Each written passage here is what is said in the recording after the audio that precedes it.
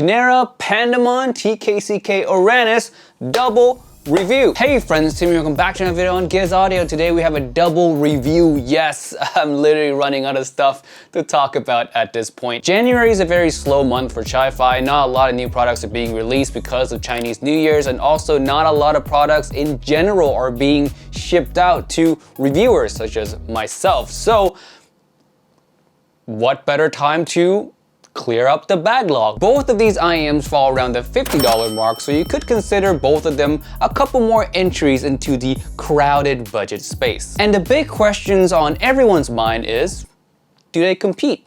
Let's find out. Let's start with the TKCK Ouranos. This thing has a very similar sound signature, also graph very similar to a pretty well-known set, TIN T3 Plus. Yes, they're pretty much near identical with some changes in the upper mid-range and the treble. The upper mid-range on the Ouranos is smoother and it sounds smoother than on the T3 Plus. The treble area, still a lot, but not as much. Both of them still considered a mild V-shaped IEM, but to me, this is better than the T3 Plus. Not only that, it is also more affordable, putting the T3 Plus in the shadow realm of forgotten old gems. Seems to be the trend lately where we get new IEMs that comes out at a cheaper price and also outperform the previous old gem. Like the Aria has been replaced by the Hola, the T3 Plus now replaced by Ouranos, and so on and so forth. Now, for those of you who are not familiar with the sound signature of the T3 Plus, and by extension, you won't know the TKCK Ouranos either, let me quickly explain. This has a mild V-shaped sound signature. You will get some warmth coming into the lower mid-range, so male vocals and female vocals will come across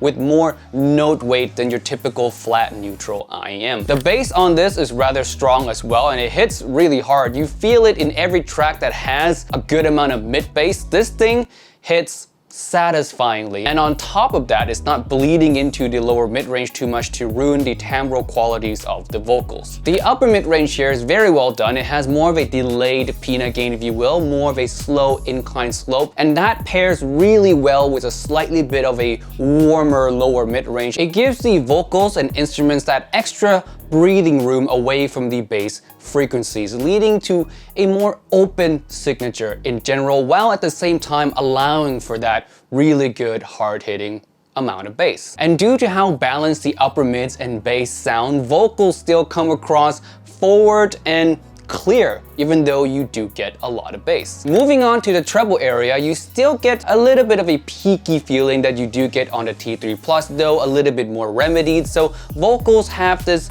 slightly sharp edge to them, and the extension to their voice is really not the most natural. Cymbal hits can sometimes come across a little bit distracting. All the same qualities as the T3 Plus, but again, more remedied, smoother than the T3 Plus. Technical performance time now, let's put the T3 Plus on the scale, and the Ouranos lands right there, right where the T3 Plus is. It performs right about the same level as the T3 Plus, just with a more even and pleasant tuning overall. Again, the Ouranos is just a more affordable and better version of the T3 Plus. The T3 Plus gets a rating of B-, and the Ouranos also shares the same grade, although it has 1 point more than the T3 Plus. Next, let's talk about the Pandamon by Kinera or Celeste. They're the exact same company, don't worry about it. The Pandamon, coming in around $50 as well, has the most unique tuning within the price bracket. This thing is tuned in the same direction as the Soft Ears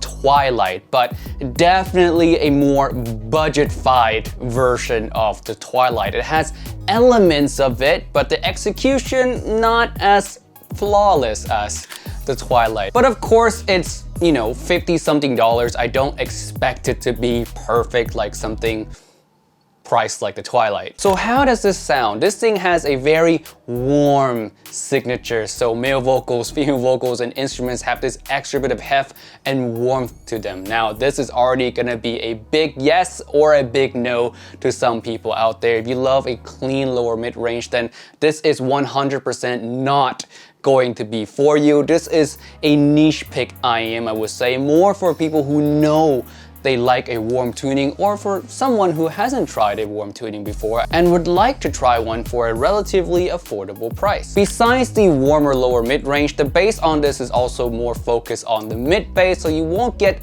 a lot of rumble coming out of the Pandamon. You get more of that hits and slam, and the hits on here are actually pretty satisfying. Now, where the Pandamon falls a little short for me is going to be in the upper mid-range and treble execution. The upper mid-range is pretty even, natural sounding. The problem is the gain is a little bit too aggressive, and when you pair an aggressive gain with a warm tuning or a warmer lower mid-range, you get this sense of everything being in your face or very close to you. Vocals in some instruments do feel like they're a little bit too forward, not in a shouty type of way, but just feels too close, more intimate of a staging. So sounds that comes off of the Pandamon is not really the most open, the most clear, or the most clean. It's very much a warm, very colored sounding IEM. Now, the treble area does have some pros that I like and some cons that I don't like. Let's start off with the pros first. The pro of this is that it is tamed, inoffensive, and is relatively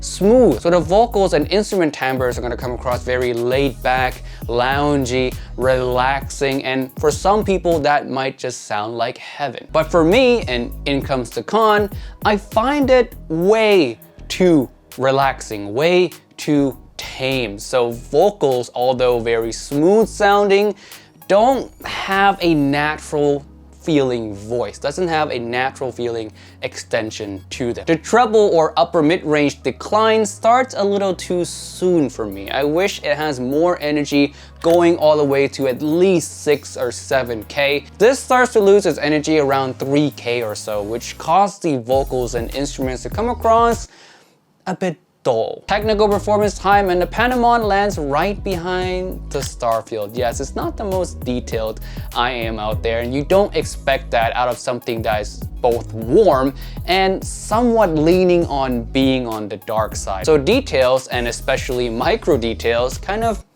take a back seat. You don't really get too much of those. Final ranking for Pandamon now, and although it has a lot of cons, I feel like the pros and the niche quality of it lift it up enough for it to deserve a B- with a dark red marking signifying that it is a niche pick IEM. It's really not going to be for a lot of people. Some of you will absolutely dislike the Pandamon, and some group of people might really love the novelty that the Pandamon offers. The timbre qualities of the Pandamon is smooth, like I said, it is relaxing and enjoyable to listen to. Just don't expect a technical detailed monster from the Pandamon, okay? B-. All right, that's it for this double review today. Thank you so much for watching. I'd like to thank my Patreon subscriber now. We have Kay, Chadwick, Suniro, Norm, Ben, Robert, and Mason. Thank you so much for the support of the channel. If you guys want to support the channel yourself, link to Patreon is down below. Many great perks there. And with that being said, I'll see you guys in the next video. Peace out. Bye.